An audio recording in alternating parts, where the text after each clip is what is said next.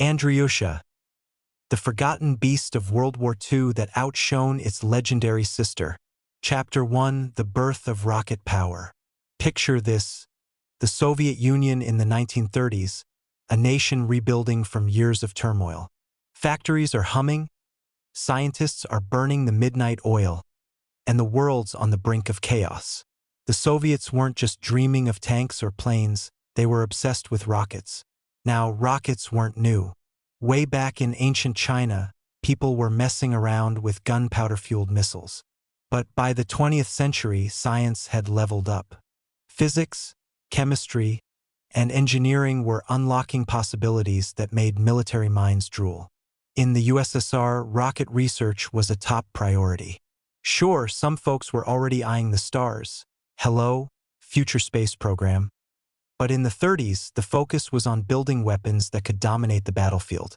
By 1938, Soviet engineers had tested their first stratospheric rocket, a big step toward space.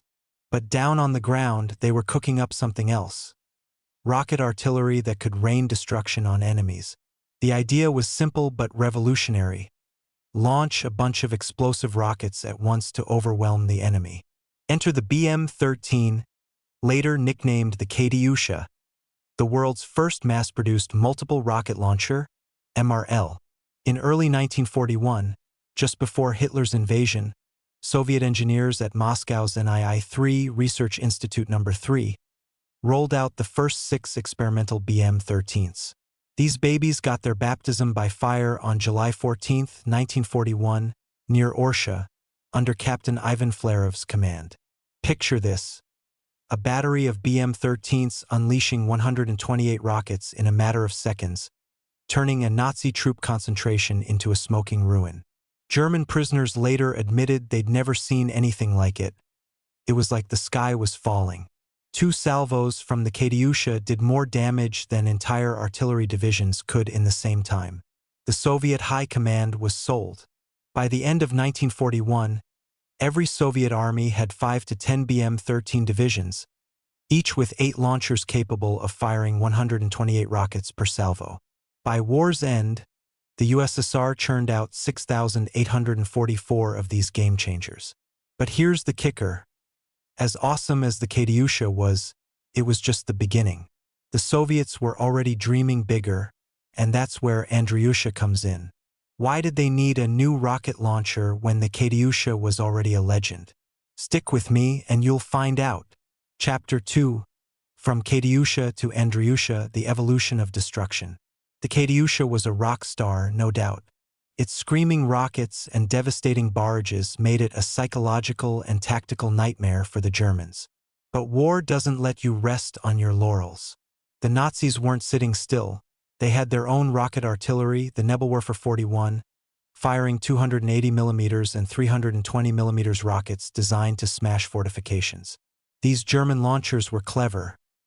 They fired rockets straight from factory crates mounted on simple racks.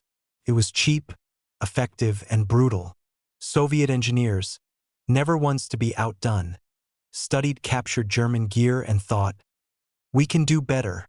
They wanted a rocket with more punch than the Katyusha's 82mm M8 and 132mm M13 rounds. By 1942, they unveiled the M30, a monstrous 300mm rocket packing 28.9 kilograms of explosives, compared to the M13's measly 4.9 kilograms. The trade-off? Range dropped from 8 to 8.5 kilometers to just 2.5 to 2.8 kilometers because of the extra weight. But when that rocket hit, it was like Thor's hammer slamming into the earth. The Soviets didn't stop there. By late 1942, they upgraded to the M31 rocket, with a better engine that boosted the range to 4 to 4.3 kilometers. They also tweaked the launchers. At first, M30s and M31s were fired from the same 4-rail crates as the German Nebelwerfers.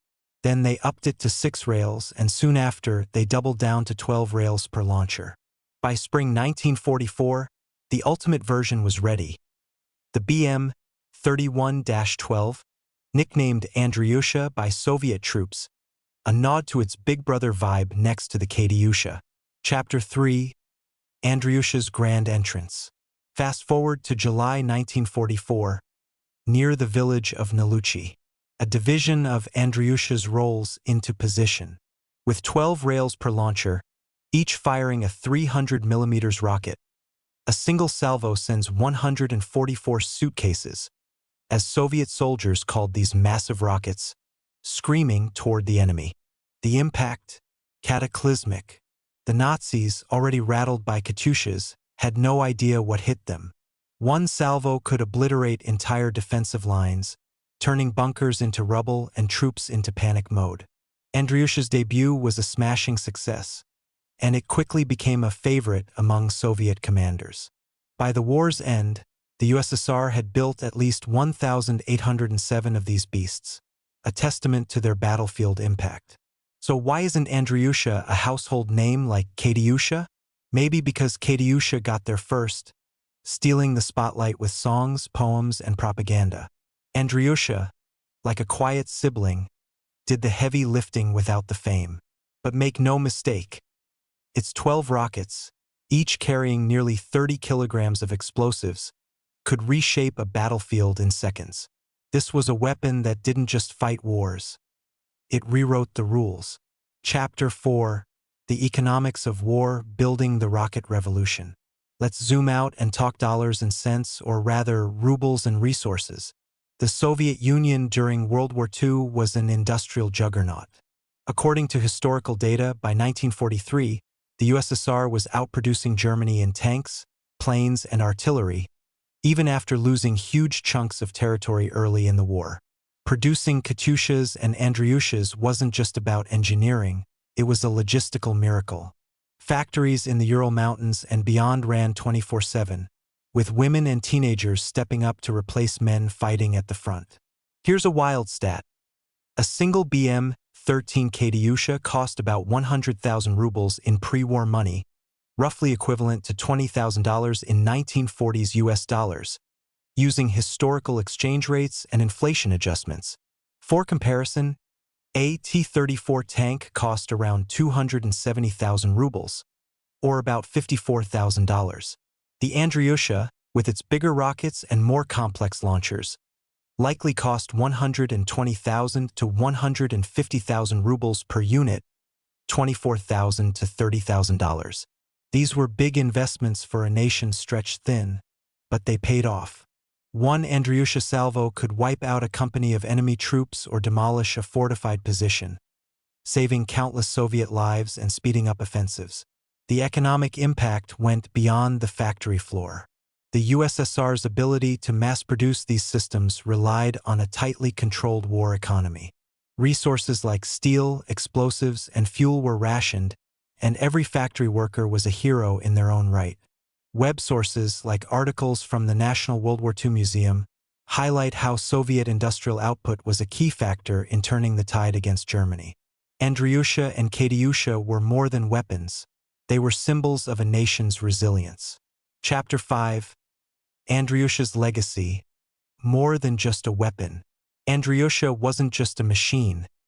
It was a testament to human grit and genius. Think about it.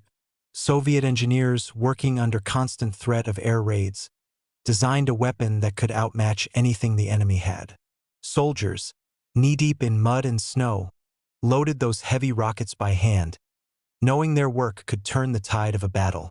This is a story of people who refused to give up, no matter the odds. Andryusha's legacy lives on in modern rocket artillery like Russia's Grad and Smerch systems, or even the US HIMARS used in conflicts today. These weapons trace their DNA back to the muddy fields of World War II, where Katyusha and Andryusha proved that rocket barrages could change warfare forever. As an American, I can't help but admire the ingenuity, even if it came from a rival power. It's a reminder that innovation thrives in the toughest times. Chapter 6: My Take: What Andryusha Teaches Us. Here's my 2 cents. Andryusha is a story of underdogs who punched above their weight. The Soviets didn't just copy the German Nebelwerfer, they took the concept, supercharged it, and made it their own. That kind of adaptability is inspiring. It makes me think about how we tackle challenges today. Whether it's tech, science, or even personal goals, we can learn from those World War II engineers who kept pushing forward no matter what. If I could sit down with the Andryusha's creators, I'd ask, how did it feel to know your machine was saving lives and turning battles? And how did you keep going when the world was falling apart around you? I bet they'd talk about duty, pride, and maybe a little fear. Their story is a wake-up call to never stop innovating, no matter how tough things get. Chapter 7. Why This Matters Today. Andryusha's story isn't just history. It's a challenge for us now. We're living in a world where tech moves at lightning speed, from AI to drones to hypersonic missiles. The spirit of Andryusha, taking an idea and making it better, lives on in every engineer, inventor, or dreamer out there. Maybe one of you reading this will create the next big thing, something that changes the world for the better, not just for war but for peace, exploration, or progress.